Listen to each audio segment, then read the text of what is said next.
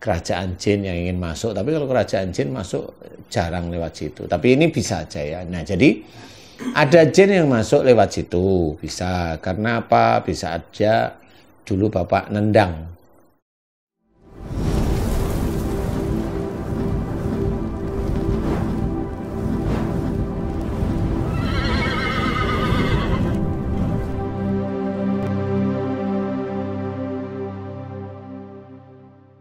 Bismillahirrahmanirrahim. Assalamualaikum warahmatullahi wabarakatuh. Waalaikumsalam warahmatullahi wabarakatuh. Sahabat beriman dimanapun berada, jumpa lagi bersama saya Tung dan guru kita Ustadz Danu di Ustadz Danu Official Channel. Saya mengucapkan juga terima kasih atas sahabat-sahabat beriman yang senantiasa senantiasa setia mengikuti acara kita ini ya. Buat sahabat-sahabat yang ada di Mekah, di Chicago, ada di Chicago juga nih, gimana kabar Chicago? Mudah-mudahan aman dari pandemi ya, yang di Malaysia, Singapura, Taiwan, Hong Kong, dan di Indonesia dimanapun berada. Kali ini kita akan mencoba untuk menjawab beberapa pertanyaan yang muncul di channel kita bersama dengan guru kita Pak Ustadz Danu. Pak Ustadz Danu, Assalamualaikum Pak Ustadz. Ini ada pertanyaan pertama dari Ibu Muryati. Bu Muryati, dimanapun Ibu berada, karena alamatnya di sini tidak dicantumkan oleh tim. Pertanyaannya begini Pak Ustadz. Assalamualaikum Pak Ustadz Danu. Mau tanya, suami sering sakit di bagian jari-jari kaki. Sakit di jari-jari kaki setiap hari. Terasa sakit sehabis maghrib pakai P. Apa yang harus diperbaiki dari segi akhlak Pak Ustadz? Terima kasih, monggo Pak Ustadz. Ya, Ibu Muryati. Muryati. Bu Muryati. Kalau dilihat dari ceritanya, insya Allah itu dari sihir atau jin yang mencoba masuk melalui jari kaki. Mencoba masuk melalui jari kaki. Nah, di jari kaki itu, di luar jari kaki itu ada enggak tempat-tempat lain yang masuk yang umpamanya jari kaki kanan, umpamanya ada enggak tempat yang sakit, umpamanya lutut ikut sakit, kemudian pinggang kanan sakit, atau pundak kanan sakit. Kalau itu menyatu, berarti insya Allah sudah ada sihir yang masuk. Nah, kalau memang itu belum, ya Alhamdulillah, mudah-mudahan nggak menyebar. Tapi kalau jari-jari setiap maghrib sakit ini, biasanya memang itu sudah masuk, tapi posisinya di jari-jari aja. Biasanya itu bukan sihir. Biasanya, ini hanya biasanya aja. Saya nggak terlalu fokus dulu ya, karena biasanya memang bukan sihir. Karena kalau sihir itu biasanya naik terus terus naik menuju tujuannya. Karena sihir itu kan ada alat-alat bantu itu. Jadi ada alat bantu ditusukkan, umpamanya di jari, ditusukkan di jari, kemudian ada nanti ditusukkan di lutut, itu tempat-tempat nongkrongnya mereka para jin. Kemudian ada yang di bahu, atau yang mau dibikin stroke itu di kepala ditusuk dengan sesuatu. Itu cara sihir bekerja itu kurang lebih seperti itu. Nah, kalau itu hanya cuma di jari-jari, ini kemungkinan itu bukan sihir. Kemungkinan ya, kemungkinan. Kemungkinannya adalah jin yang mencoba masuk. Nah, ini saya kasih analisa saya. Kemungkinan jin yang masuk. Kalaupun umpamanya itu sihir, bisa aja. Bisa ya. Atau kerajaan jin yang ingin masuk. Tapi kalau kerajaan jin masuk, jarang lewat situ. Tapi ini bisa aja ya. Nah, jadi ada jin yang masuk lewat situ. Bisa. Karena apa? Bisa aja dulu Bapak nendang.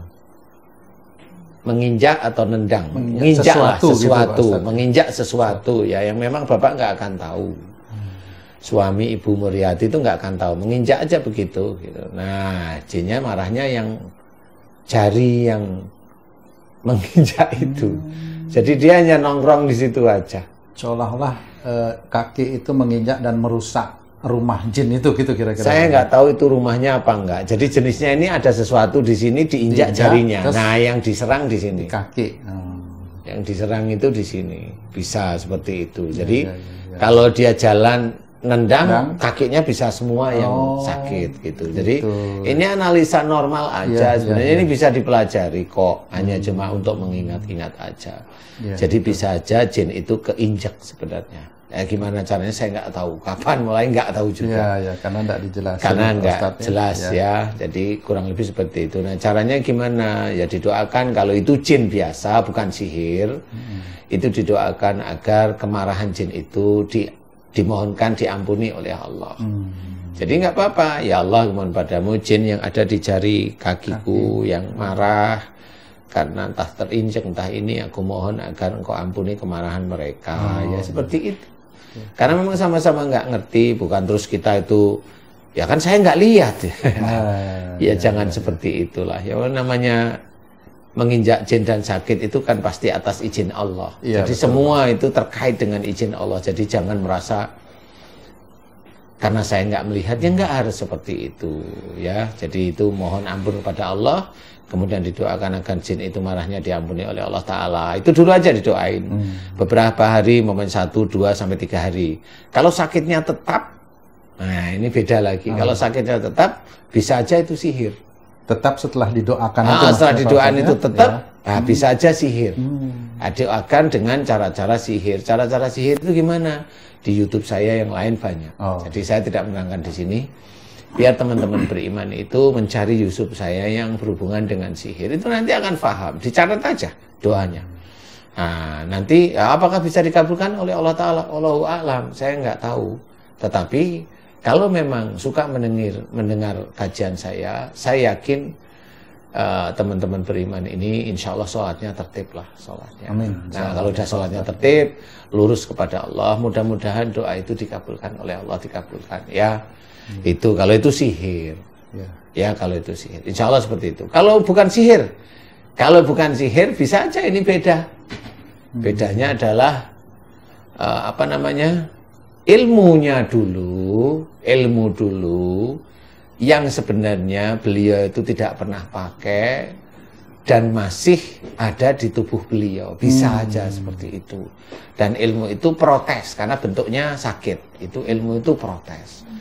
Kalau dia tiap maghrib itu sakit, nah jenis ilmunya dulu itu biasanya amalan. Karena dulu biasanya tiap maghrib itu ngamal-ngamalin ini dulu. Bisa waktu masih mudanya ya bisa. Ini bentukannya amalan. Nah ilmu ini apa lah? Yaitu dia protes. Kenapa nggak pernah ngamalin lagi? Seperti itu. Jadi dia minta jatah lah. Jatah seperti itu. Nah itu dia minta jatah. Nah selama ini memang orang nggak paham bahwa itu nanti ada jatahnya pasti. Makanya kenapa kalau saya memberikan pengetahuan ya sama seperti dalam Quran. Cobalah kalau baca Quran itu niatnya satu lillahi ta'ala. Nggak usah punya keinginan duniawi. Biarlah Allah nanti yang mengatur. Karena Allah kan yang mengatur dunia termasuk rezeki kita itu Allah yang mengatur. Jadi bukan kita mengatur Allah sehingga dengan baca ini, baca itu, Allah itu mengabulkan langsung. Ya enggak lah. Enggak seperti itu ya. Belajarlah berpikir realistis tapi agamis. Katanya Allah mengatur bumi, langit, dan seisinya, tapi dengan bacaan tertentu Allah itu nurut sama kita. Itu kan lucu, menurut saya. Maaf kalau saya salah. Tapi menurut saya ya lucu aja. Berpikir, ayo kita mikir realistis. Kita itu makhluk Allah, nggak mungkin kita mengatur Allah, enggak, insya Allah. Jadi jangan sampai nanti kita itu tahunya di akhirat bahwa kita main Tuhan-Tuhanan, yaitu jangan sampai, nggak boleh. Harus belajar mulai sekarang, nggak boleh. Kita hanya makhluk, itu aja. Mudah-mudahan bisa menjadikan gambaran untuk Ibu Muryati, Muryati, benar Pak Ustaz. Ibu Muryati, sehingga bisa diberikan pada suaminya. YouTube ini jawaban saya bisa menjadi jawaban untuk doa sendiri insya Allah bisa, nggak aneh-aneh doanya, nggak usah ya. Amin. Mudah-mudahan manfaat. Amin. Terima kasih. Allahu a'lam. Ya. Bu Muryati, demikian penjelasan dari guru kita Pak Ustadz Danu. Mudah-mudahan Ibu Muriati menyimak acara ini ya. Dan mudah-mudahan Allah memberikan kesembuhan untuk suami Ibu Muriati. Amin. Nah, sahabat beriman, dimanapun berada, demikianlah perjumpaan kita kali ini. Marilah kita senantiasa memperbaiki akhlak kita agar kita tidak terkena penyakit, supaya kita bisa beribadah dengan lebih baik lagi kepada Allah Subhanahu wa Ta'ala. Mudah-mudahan di lain kesempatan kita bisa membacakan lagi pertanyaan-pertanyaan yang masuk di channel kita ini. Saya dan segenap tim yang bertugas mengucapkan Assalamualaikum warahmatullahi wabarakatuh. Waalaikumsalam warahmatullahi wabarakatuh. Alhamdulillah.